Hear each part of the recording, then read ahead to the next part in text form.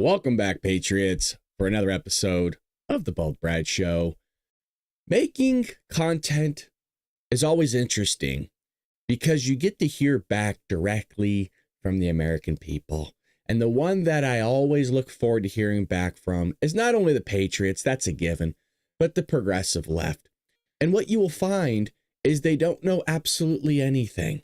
Now, I'm not saying they don't know anything about baking goods or their employment of whatever they do as a career.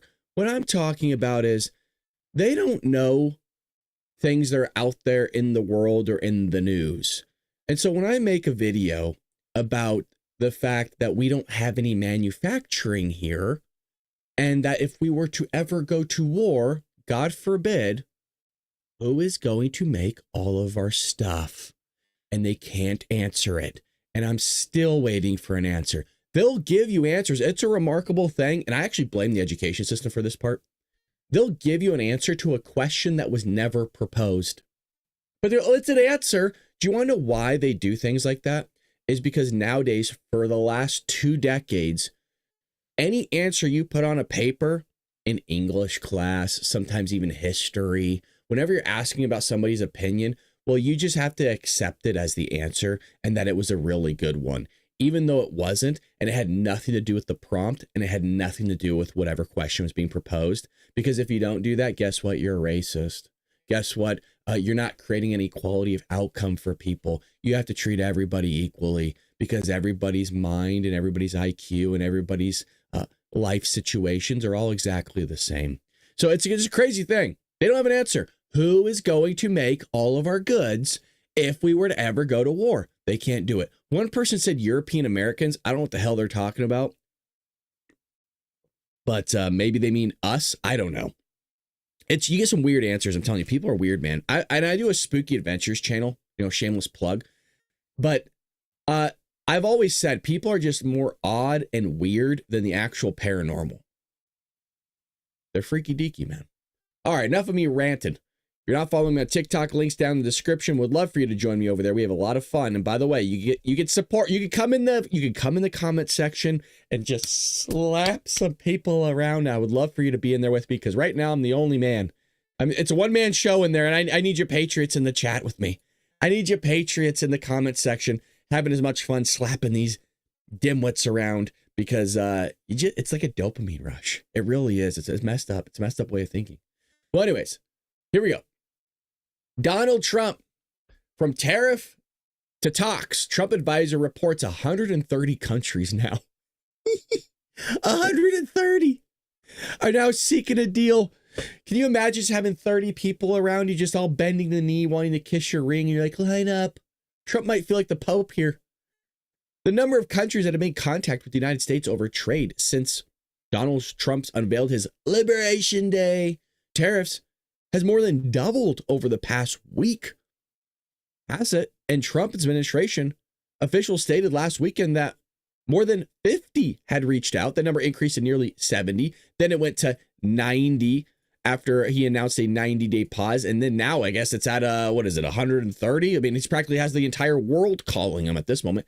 I think there's only, and again, I always say correct me. I should go correct myself now. I've said it this many times, but I think there's around 193 registered nations in the United Nations.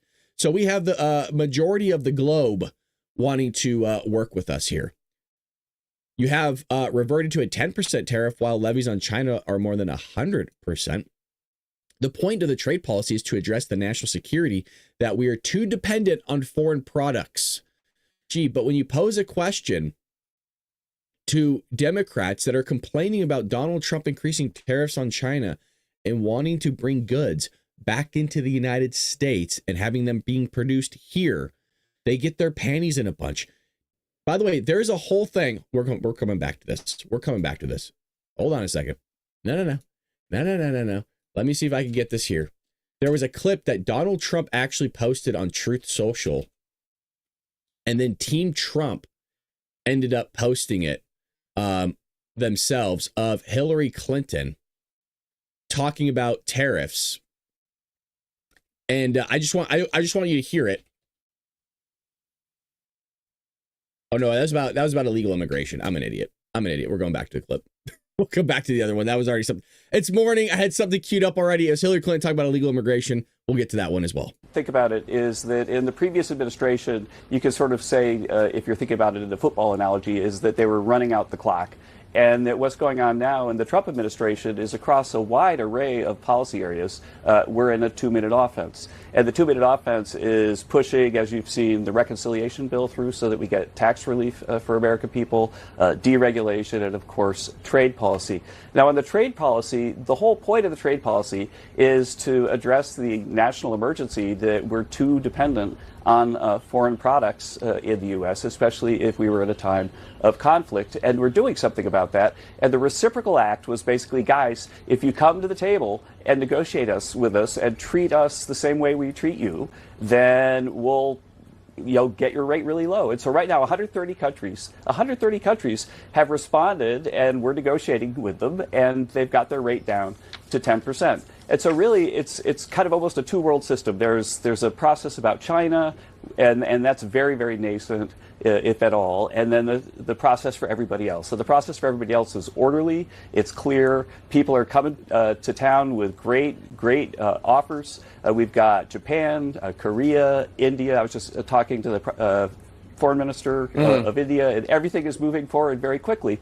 And so I guess that the bottom line is that the small business owner has experienced over the last few weeks the start of a process that's settling down really quite quickly. Again, 130 countries are at 10% now.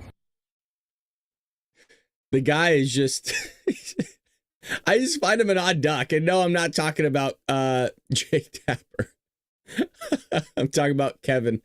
He's such an odd duck, man. Super smart guy, but just really, really just a character. And I don't know if it's the nasal thing that throws me off, that everybody's coming to the table. But he's just, I don't know. I would have a tough time listening to him for longer than 5 minutes. So going into other things, if you're looking for a smartphone, you might be in a little bit of trouble here. I was actually thinking about this. Oddly enough, I shower before I do the show. And, shower's a place for thinking. And I was like, man, if I ever needed a new phone, phones are already like $1,000. I wonder what they would be with tariffs. Well, odds. What are the odds that there's actually an article this morning on it? The Trump administration released new guidance late Friday night on its tariffs regarding China, exempting electronic devices such as smartphones and laptops.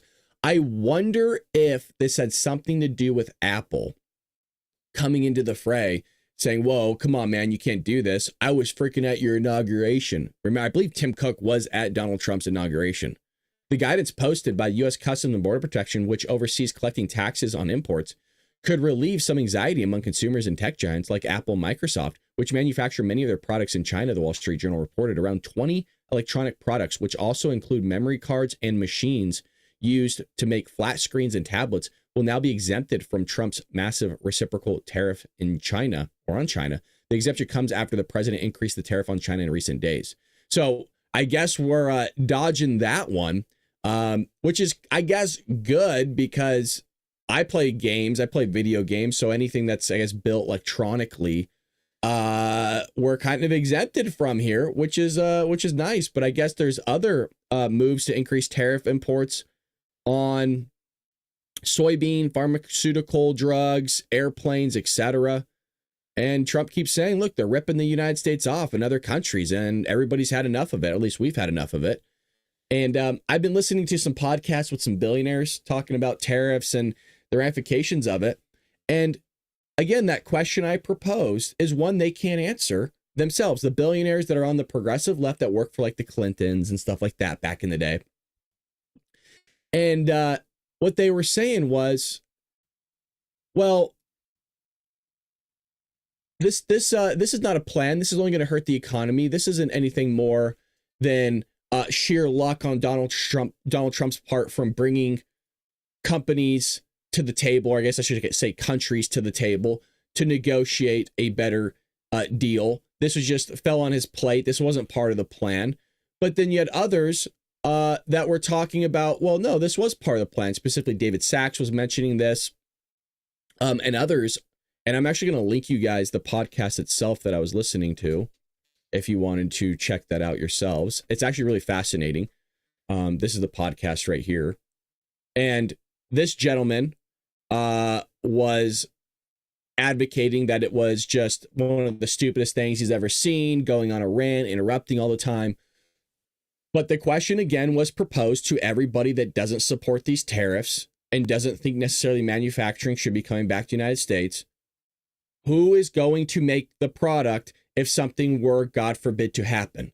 And the case to be made, we saw what would happen. It was called COVID-19, and we had to rely on other people like China, like our allies, to help us out. That is not a good thing. You don't want to rely on everybody else for something that you need. You need to be taking care of yourself. It's actually one thing my parents taught me early on. Don't even rely on anybody, even that you marry or that you're dating or your family for anything. You need to rely on yourself and put yourself in a situation that you can be successful. If something, God forbid, was to happen to your spouse or a family member or something else, you're going to be okay because you didn't rely on anybody else for anything. That is also another reason why I follow Dave Ramsey, because Dave Ramsey is going to put yourself in a financial position to where you're going to be somewhat okay. You got to live like no one else to be able to live like no one else is the motto that he pushes. And that's the motto I live by. And that's why I work so many jobs. That's why I wake up at 4:30 in the morning to do the show. Then I go straight to work. And then I come back and do more work, is because you got to live like no one else to be able to live like no one else. And you got to bust your ass to do it. And I know a lot of us are busting our ass. And that's what makes us patriots, baby. Not the fact that we love this country, but that, we're pulling our bootstraps and we're getting out there and we're working. It's true. But now here's the thing.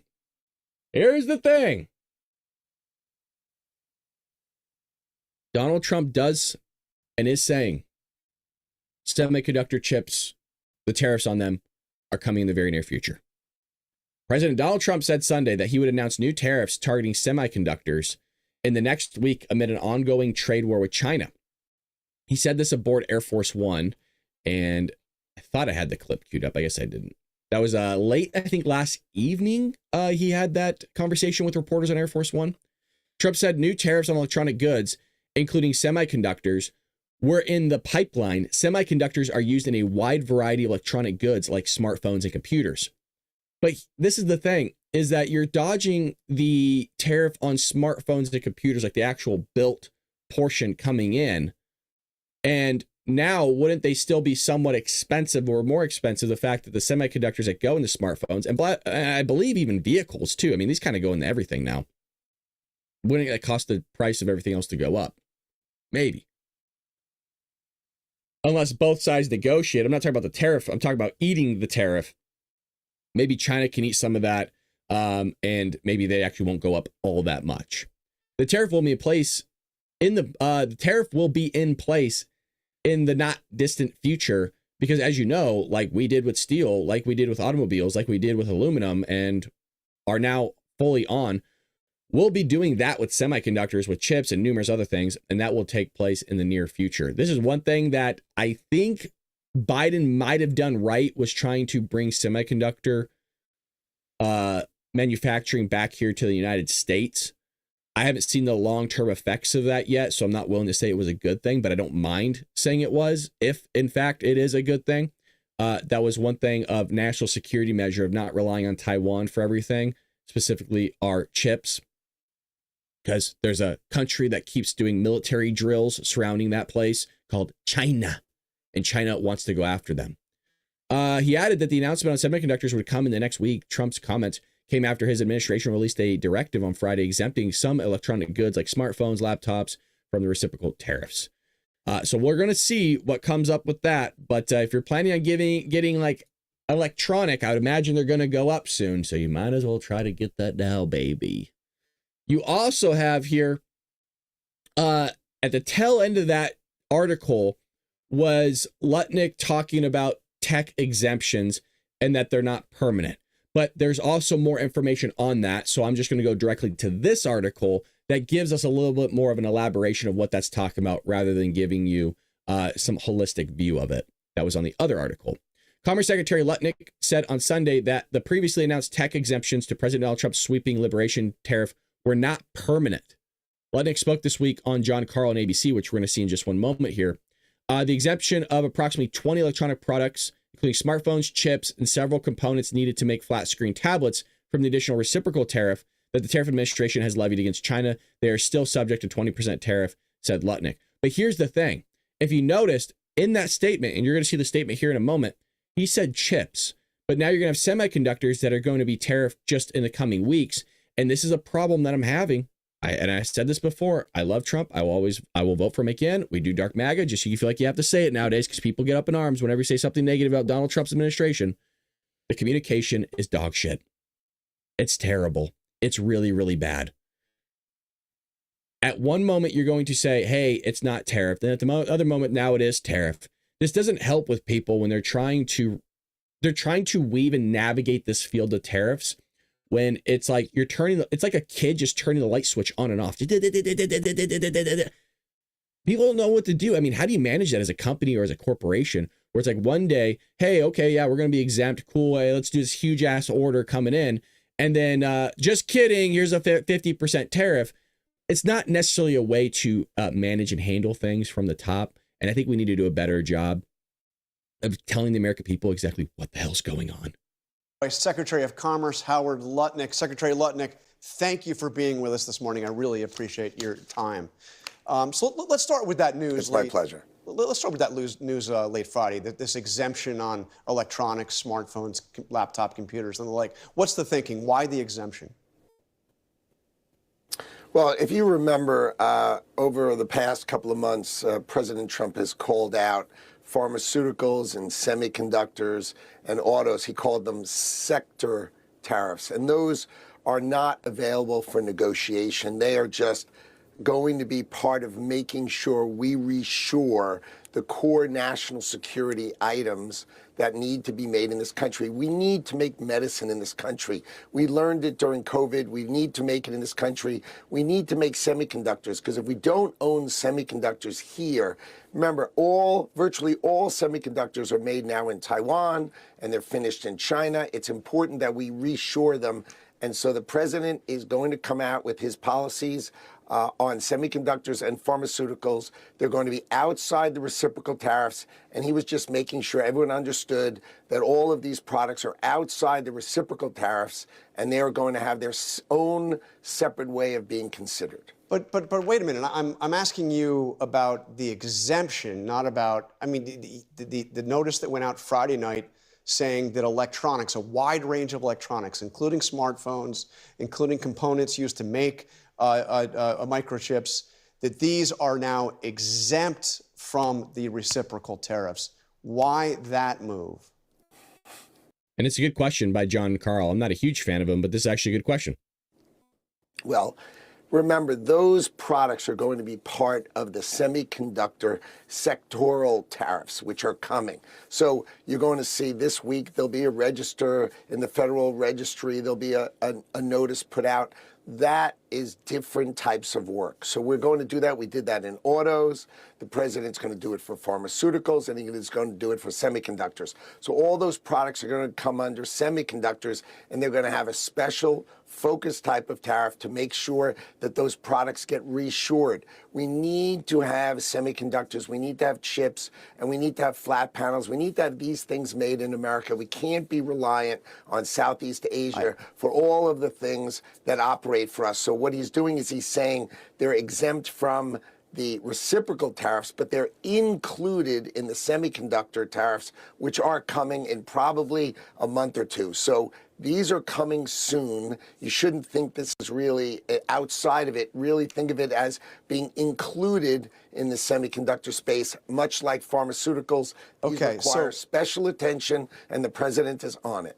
So you're saying that the big tariffs on things like smartphones and laptops, iPhones, all those iPhones built in China, that those tariffs are temporarily off, but they're going to be coming right back on in another form in a month or so? Or what are you saying?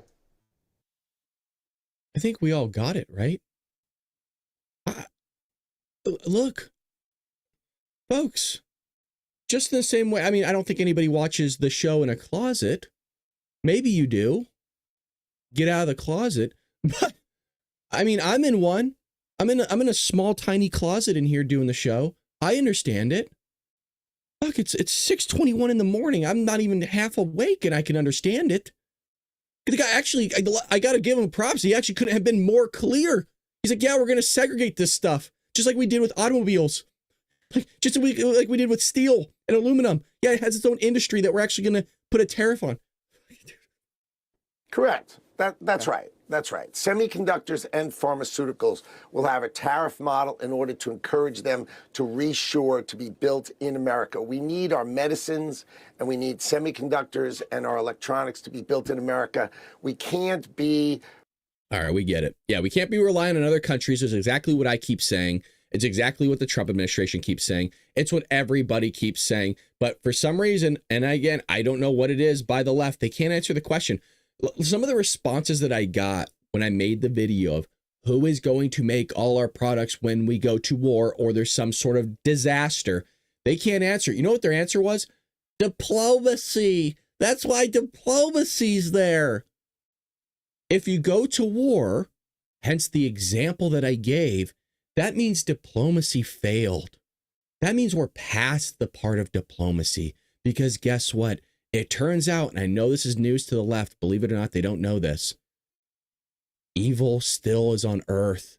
People are still in camps. There's still massive amount of slavery going on. There's forced labor. There's sex trafficking. There's human trafficking. There's drug trafficking. It's time to wake up, lefties. It's time to wake up now. I know you live in your bubble, in your sphere, and you think Donald Trump's the only evil human being on Earth, but he's not. There's a lot of people out there that want to harm you, but they don't get this. And when shit hits the fan and it's too late, we're all going to be sitting back going, look, I haven't told you so.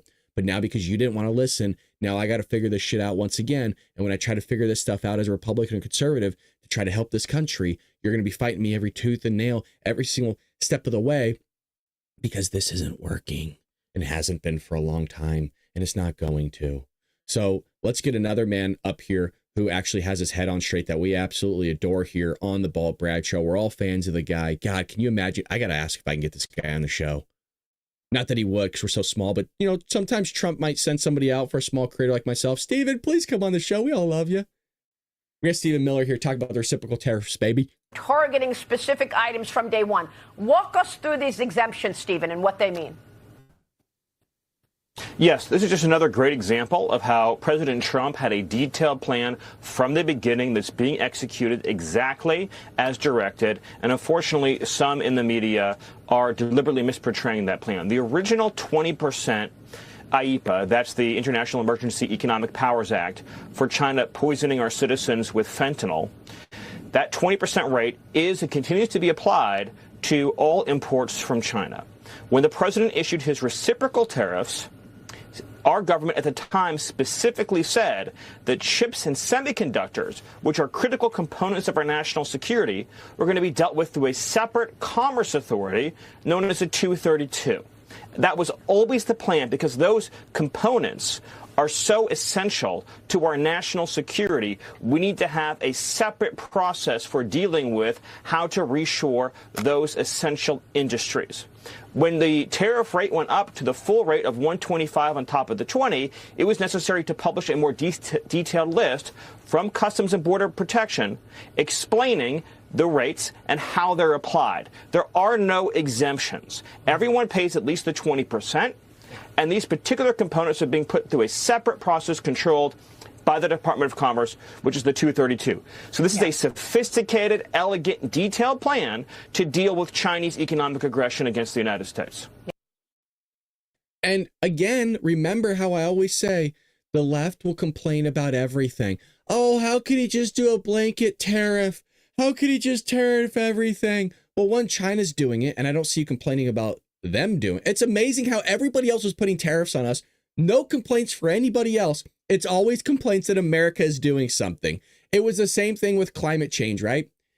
China is building coal plants, multiple, every single week. They're the ones that are the main pollutants in the world other than India. And where do the left go and parade? out there with their pigtails, men wearing skirts and their women's thongs and all this weird stuff out there in the street of Los Angeles, Seattle, Washington, D.C., Portland, all these lefty areas. Why are you not flying over to China and protesting over there that they're the ones that are polluting the world? How about the thousands of tires that are burning in the desert in the Middle East? They don't want to talk about that. Of course not, because we're always the terrible people. We're always the ones that are doing everything wrong. How could we? We're colonialists. We're imperialists. We're so terrible to people. But yet there's still like people actually as slaves and prisoners and actually being freaking tortured over in other parts of the world. But because their brain is so limited to the capacity of them and their understanding of what actually goes on in the world, they just blame us for everything.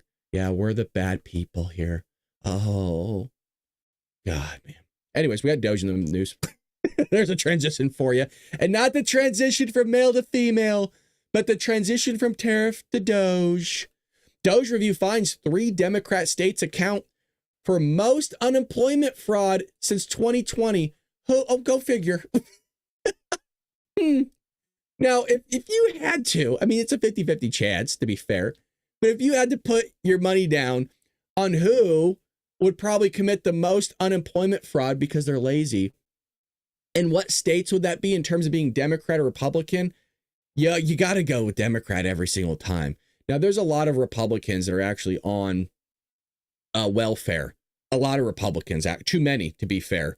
And I think actually the majority of Republicans are on welfare over Democrats, which obviously is not a good thing. We got to get up off our asses.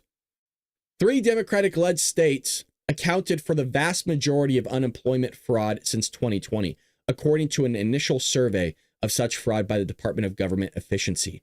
California, New York, Massachusetts tallied nearly 80% of improper unemployment insurance benefit handed out since 2020.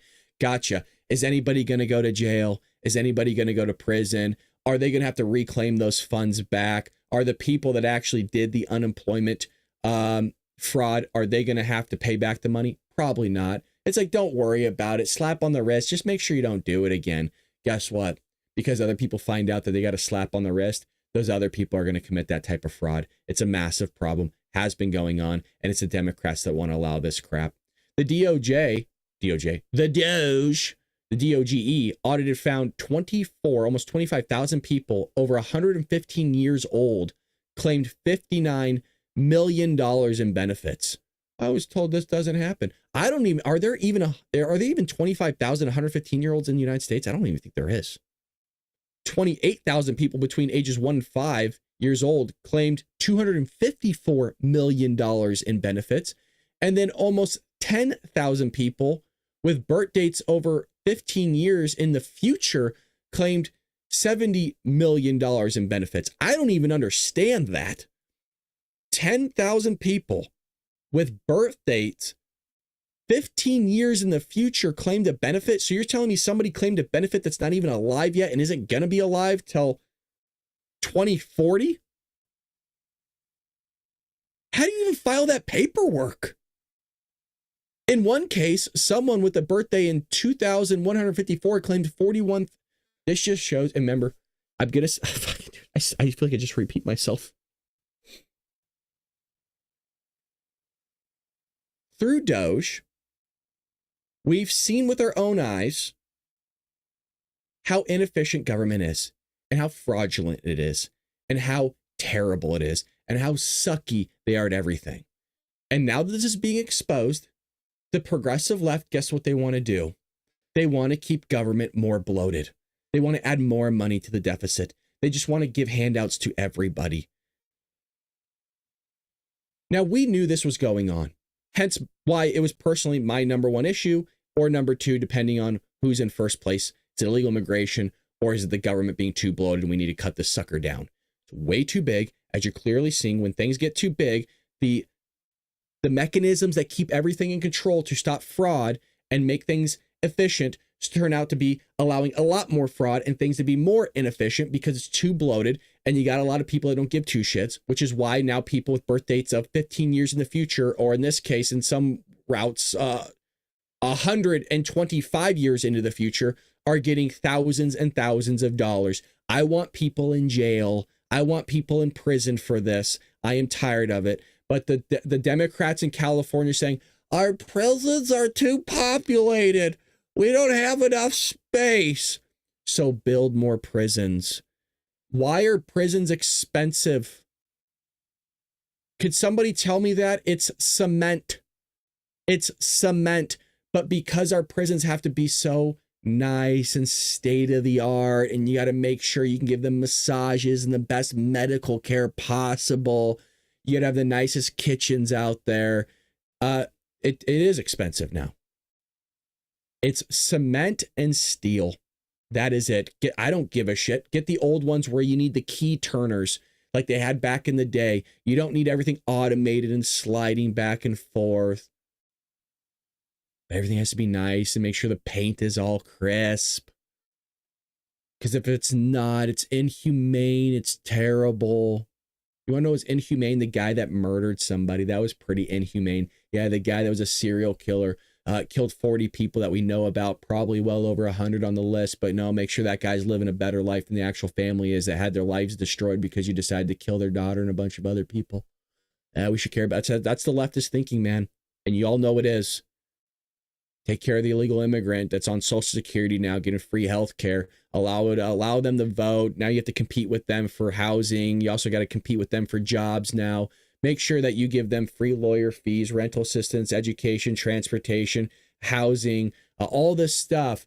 But don't worry, it's okay that they're doing criminal acts, stealing stuff, taking stuff left and right. We should take care of them. No, it's genius, smart. It's really, really genius. The fact that now California's doing that. Now we're in a massive deficit and we don't know what to do because Gavin Newsom has his head up his ass and puts more hair gel in and figures everything's fine. Everything's A-okay. Yeah, I'm ranting. It's been a while. And by the way, none of what I said is wrong. Nothing. So California, New York, Massachusetts accounted for most of these improper claims. $305 million in unemployment benefits. Just gone. Who cares? Somebody else's money. Don't worry about it. Yeah. Nothing will happen to anybody. That's how it rolls. So you have Speaker Johnson has a plan for all this. He has a plan to root out the fraud and waste here. Speaker Mike Johnson stated on Sunday that protecting Medicare, Social Security, and Medicaid is a top priority for the White House and congressional Republicans, as it should be, as it should have always been, and we've all been calling for this. In an interview on Fox News Sunday Morning Futures with host Maria Bartiromo, Johnson discussed the recently passed budget reconciliation framework, which sets the stage for President Donald Trump's proposed comprehensive bill to advance his domestic priorities, because the states can't do it anymore. It's really what it is. And it's the Democratic states that can't do it. Joining me right now is the Speaker of the House of Representatives, Louisiana Congressman Mike Johnson. Mr. Speaker, thanks so much for joining us. Hey, Maria, great to be with you as always. And congratulations to you on this, the 100th day in office for the 119th Congress. You have gotten so much done in this first 100 days. We are thrilled that you're with us on this day, day 100. Mr. Speaker, walk us through the passing of that budget on Friday before you all left for the Easter recess. Where does that put you now? What is the work to happen once you come back? Well, thanks so much. It was a big milestone. We've had a number of those. As you noted, this is our 100th day of the 119th Congress, and we've been very busy delivering on the promises we made to the American people to help President Trump make America stronger and safer and more prosperous again. And passing that budget resolution was a big milestone. It really was, Maria, because what that does is it allows us to move one step closer to the one big, beautiful bill that the President and all of us keep talking about. In this bill, we're going to cement so many of the promises we made on the campaign trail and check so many of the boxes of the America First agenda. I mean, it will be everything, as you know, from securing the border and making sure we have the resources necessary to do that in permanent fashion. We're going to revive the economy again by bringing about American energy dominance once more. Of course, we'll have lots of regulatory reform and the cutting of the red tape, and not the least of which, the big priority is to ensure the American people don't experience the biggest tax increase in their lives at the end of this year, which is what would happen by default if we didn't accomplish this. I apologize. You know what? It's not fair that I'm laughing. I'm laughing really bad because I just need to pause for a moment. For those on audio, and for those that are not in the Rumble chat,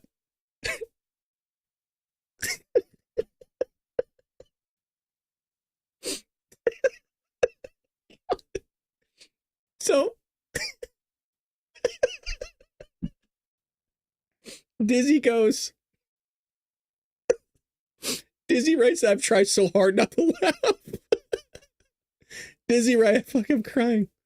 Dizzy writes, somebody needs to hide Pelosi's teeth and a big fat Easter egg for the hunt.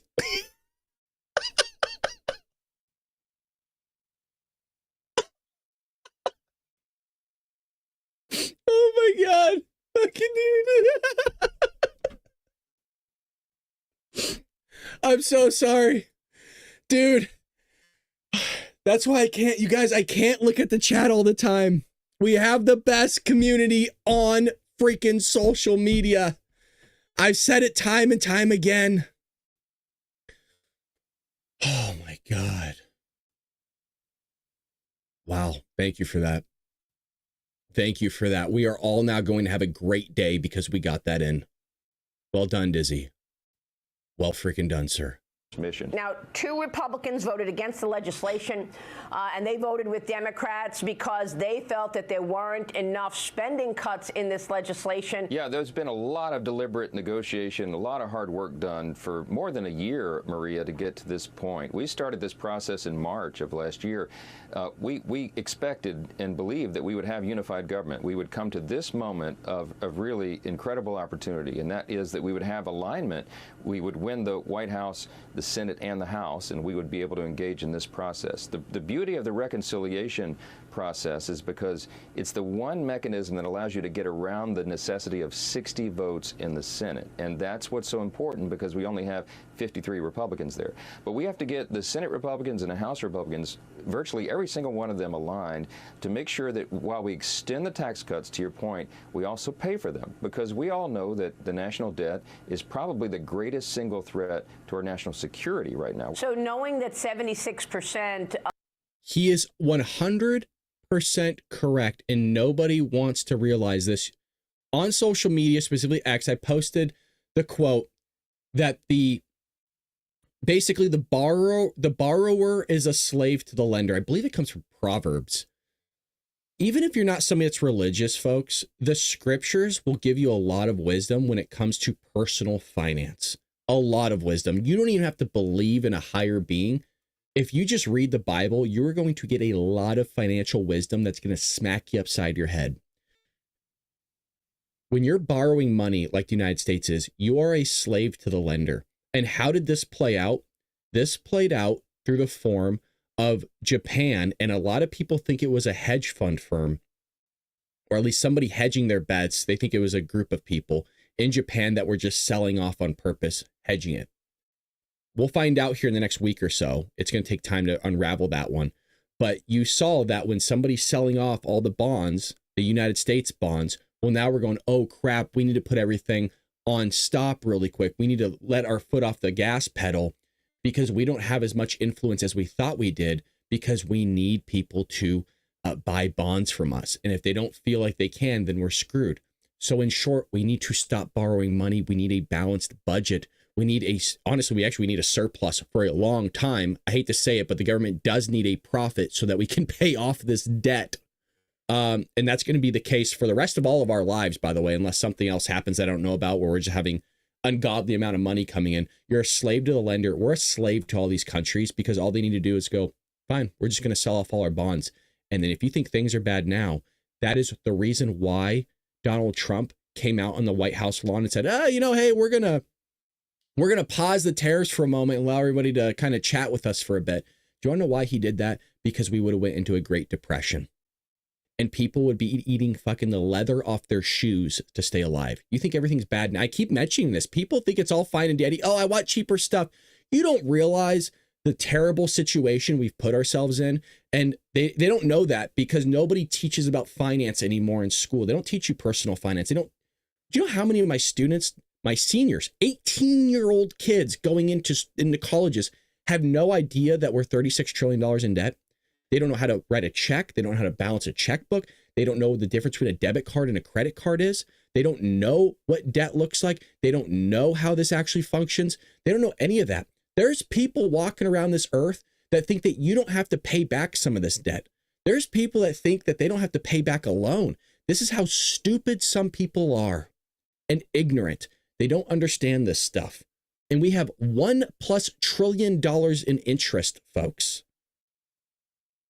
Of the spending goes toward mandatory spending, Social Security, Medicare, Medicaid. Where are the offsets? Well, here's the key to all of it. The president has made absolutely clear many times, as we have as well, that we're going to protect Medicare, Social Security, Medicaid for people who are legally beneficiaries of those programs. There are a lot of Americans who rely upon those programs, and we've got to ensure that they're safeguarded. That's a big priority of the White House and the Republicans in Congress. At the same time, we have to root out fraud, waste, and abuse. We have to eliminate people on, for example, on Medicaid who are not actually eligible to be there. Able-bodied workers, for example, young men who should never be on the program at all. When you have people on the program that are draining the resources, it takes it away from the people that are actually needing it the most and are intended to receive it. You're talking about young single mothers, You mean about illegal immigrants too? Maybe like, bro, Brad, it's talking about Medicare and Medicaid. Yeah, Medi-Cal is being siphoned from the state of California right now by illegal immigrants. They actually don't have enough money for it. So what are they doing? They're asking for, I think it's Medicaid to pay for it. They're asking to borrow money from Medicaid, the state of California. Who pays in the Medicaid, Medicare, all that stuff? All of you. Yeah, come here. Come here. Come on, come close. Shh. It's almost like I tell everybody that my state is going to ream you in some way, shape, or form. And I'll give you the prime example of what we talked about here years ago, illegal immigration. Now, Patriots, you know I love you. There were some people in the chat that would say, oh, well, I'm all the way over here. There's no way that there's going to be illegal immigrants in my town. And I said, you wait and watch, because they're flying these suckers everywhere. And I would show footage of it. I say, here's your state. Here's your state. Here's your city. Now we're going back like 3 years ago when I was doing this. And I said, it is going to affect you. And now everybody's being affected by illegal immigrants all the way up in New York, all the way up in New Hampshire, everywhere, across the country. And then I said, California is a breeding ground for experimentation of the socialist ideas from the progressive left. And they start it here, and then it flows outward to everywhere else. And by the way, even if it doesn't, in some way, shape, or form, you're still going to be penalized for the idiocracy of the state of California. And you're seeing it right now with Medi-Cal being siphoned right now, so much so that it's going towards illegal immigrants to the tune of billions of dollars. And he just didn't budget correctly because he didn't know what he was doing. We're talking about Gavin Newsom. So guess what? Now they're asking to pull it from here. Right here with the Medicaid and Medicare and all that stuff. Oh, by the way, Dizzy, thank you so much for the $5, man. Appreciate you. Here we go. We need to steal Pelosi's magic marker, too. No more crazy brows. Dude. Their fortunes at a moment. You know, the people with real disabilities, the elderly. And we've got to protect and preserve that program. So we're going to preserve the integrity of it in this process. We have lots of categories of areas where the government is too large, it does too many things. And the DOGE efforts and others have highlighted that for the American people. So in this process, you're going to see in 11 different committees of jurisdiction across the House, members working hand in hand with their sleeves rolled up, working to carve out those inefficiencies. We're going to make government work better for the people in this legislation, in addition to checking all those boxes I mentioned earlier. So it could be the... So we'll pause it there. I can only listen to Mike for so long. I love Mike. He's doing a great job. He needs to keep it up. We're all a little hesitant, and not that I give him my full trust. But I just, you know, the left always say, can you show us the receipt? I don't believe you. California's Medi-Cal shortfall hit $6.2 billion. And get this, with unprecedented cost increases. Why could that be? What would cause the price of something to go up to the tune of $6 billion and only going up? The hole in California's Medi-Cal budget seems to be bigger than what the state officials reported just last week. So this is in March. California's healthcare, watch how far off they were on this. Watch how far off they were on this number. California healthcare officials told the legislature on Monday that the state will need another $3 billion to pay Medi-Cal providers through the end of the fiscal year. Meaning, guess what? They don't have any money. They have nothing. That's on top of the $3.4 billion loan the administration told lawmakers last week it needed to make critical payments for Medi-Cal, the state's federal health insurance program for low-income people. Combined with the $6.2 billion in spending above what was projected in the budget, Newsom signed last summer, among 15 million Californians have health care coverage through Medi-Cal, also known as Medicaid. Oh, gotcha. Okay. With the loan and these additional funds, the administration anticipates being able to manage expenditures for the remainder of the current year. What happens next year, Gavin? What happened? You're going to just tax us more? How much more are you possibly going to rip us off in this state? Bass told legislatures in a budget hearing that several factors are contributing to the higher than anticipated spending, including an increase in pharmacy costs. Oh, but no mention of the illegals, the millions of illegal immigrants tapping into this Medi-Cal. I think it's like 1.3 million and upwards of illegals tapping into this, but also more growth and enrollment than the state projected. Oh, see how they hide, see how scummy these people are, these politicians, and they hide this stuff. Well, who was that enrollment? Who was that? Where did all of a sudden you get this massive growth from? For one, the state underestimated the number of immigrants. Oh, see, it's the number of immigrants, not illegal immigrants, but the number of immigrants. Gotcha. Without legal status. Oh, see how it's just immigrants. What do we call that? There's a name actually for that. Illegal aliens. You can't say that though. Even, by the way, it's even in the NIV version of the scriptures. God himself used the word alien, but it's so bad. It's so terrible. By the way, God also called people stupid. That's also in Proverbs. I think that's Proverbs 11:1. If I remember, I think it's 11:1. Don't quote me totally on that, but I think it's Proverbs. Yeah, you actually call people stupid. So you can call people stupid too. God did it. You can do it. Bass said the department had 1 month of data regarding new policies before it had to make projections for a new budget. So what happens when we have more data? Freaking idiots. More immigrants without legal status enrolled in the program than expected. Over the last 10 years, California had expanded Medi-Cal coverage to undocumented people in different age groups. Well, I had no idea that when you started just giving people free stuff, that they might actually take the free stuff. DAB65, God thinks Trump is stupid. No, he doesn't. God save Trump. God thinks Trump is one of the greatest human beings to walk this earth, and that's why the man survived the assassination attempt. Not just once, not just twice, and by the way, not just 3 times if you want to include the Iranians. It's true. Now, did God save Joe Biden from being demented? No. Did God stop Joe Biden from falling up a flight of stairs, hitting a golf ball backwards, looking for dead people in the crowd and conversing with dead people? No, none of that. Donald Trump, matter of fact, let's just jump to it. Donald Trump had his physical, and the guy is healthier than ever. We actually broke this down on our weekend podcast that Trump is looking great. Trump's looking fantastic during his physical. No abnormalities whatsoever. By the way, we went through his blood work yesterday. Not a single thing wrong with Donald Trump. Matter of fact, arteries are clean. Cholesterol is just perfect. He looks like he looks like he just did an Ironman, basically. This guy couldn't be any help. I mean, it's remarkable. He drinks Diet Coke and freaking McDonald's every day, and the guy is healthier than an Olympian, man. I'm almost not exaggerating that.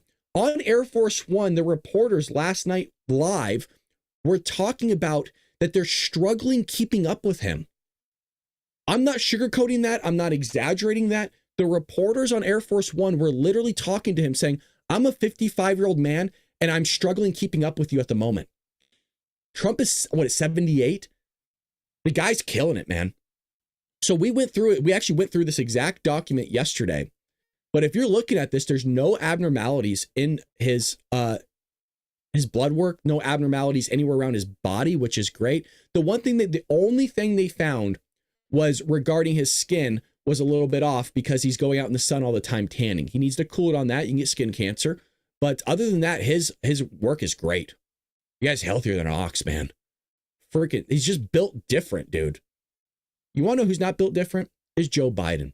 Joe Biden is sitting in his diaper somewhere, probably on the beaches of Delaware, crapping his pants. So it looks like he had, at age 11, it looks like he maybe had his appendix removed. I didn't see this document here. This is new. So let's actually break this piece down. We went through this yesterday. Yeah, I guess I missed this piece. Looks like he had age 11, abstinence from tobacco and alcohol. Wow, I didn't even know he didn't even smoke. He's not even had a cigar, really. I know he hasn't had alcohol. That's probably contributed to a lot of how his body's functioning as well. Alcohol is really hard, obviously, on your liver and things of that nature. Okay, so he is taking skin cream. You know, I wondered his skin was looking a little bit more oily, but sometimes you get that when you're going out in the sun a lot, but it's needed for a skin condition. Okay. Aspirin, cardiac prevention. Okay. Yeah, just typical stuff. Nothing crazy. Usually in older age, they'll try to give people sometimes some blood thinners later on in age. I'm not saying that's what he has, but the aspirin's no shock to me. Up there in age just helps things kind of function a little bit better. A lot of people are prescribed with that, especially, I don't say he's overweight. I think he weighed like 225 pounds or something like that. Remember, he's really tall, but guy's freaking healthy, man. Guy's looking great. I mean, he really is. Alcohol is bad. Okay. As you guys are cracking beers in the morning. Who was it last week? We were streaming in the morning. I think was it Richard or something? I was like, is it cool that I'm having a beer right now? Of course it is. Of course it is. We all wish we were you, man. But we can't because I got to go to work later. But if you did want something to drink, hell, a great segue into this. Folks, we are a morning show. If you want a good cup of brew, at least try it once. And if I'm wrong, then let me know. But you got to try out the 1775 coffee that we drink here in the morning. It is some of the best stuff out there.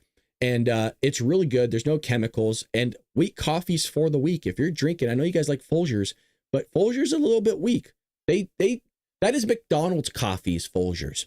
And at Rumble, weak has never been a part of the mission. No fillers, no fraud, and no settling for mediocrity, just like 1775 coffee, baby.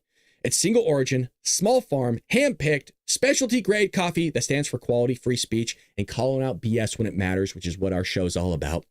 Forget stale, folks. This thing is mass-produced beans, roasted just enough to hide the flaws. Dark roast hits like a Trump tariff. Medium roast hits like just bold without the bitterness.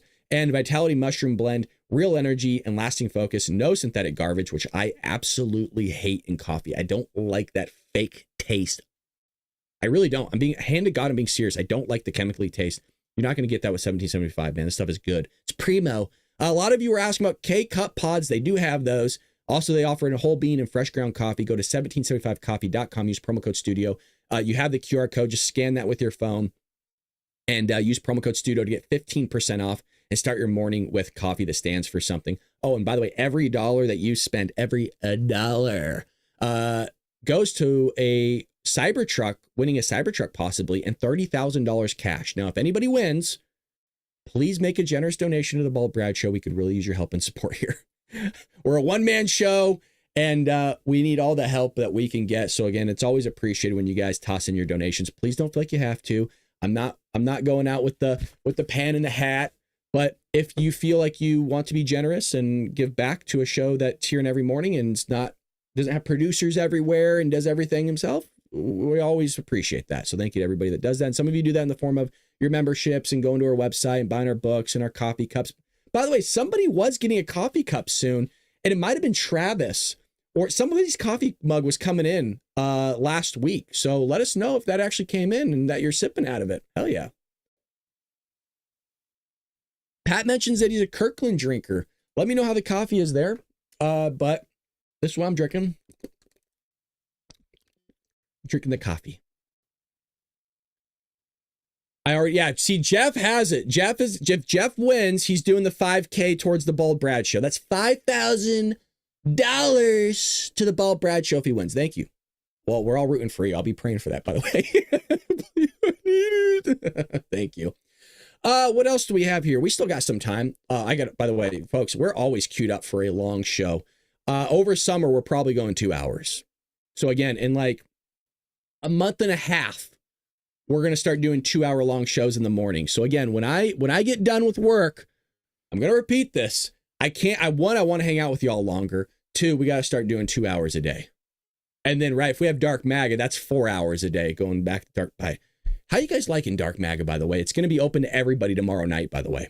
Dark Maga is going to be open to everybody tomorrow night. So get feisty because this might be the last Dark Maga we have before I go on vacation. Thursday morning is going to be probably our last show, maybe Wednesday.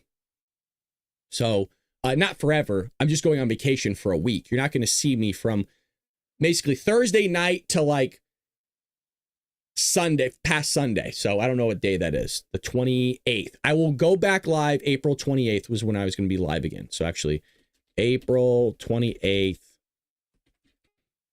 live show back. There you go. I don't know. If you guys want the date, April 28th live show back. That's when I'm coming.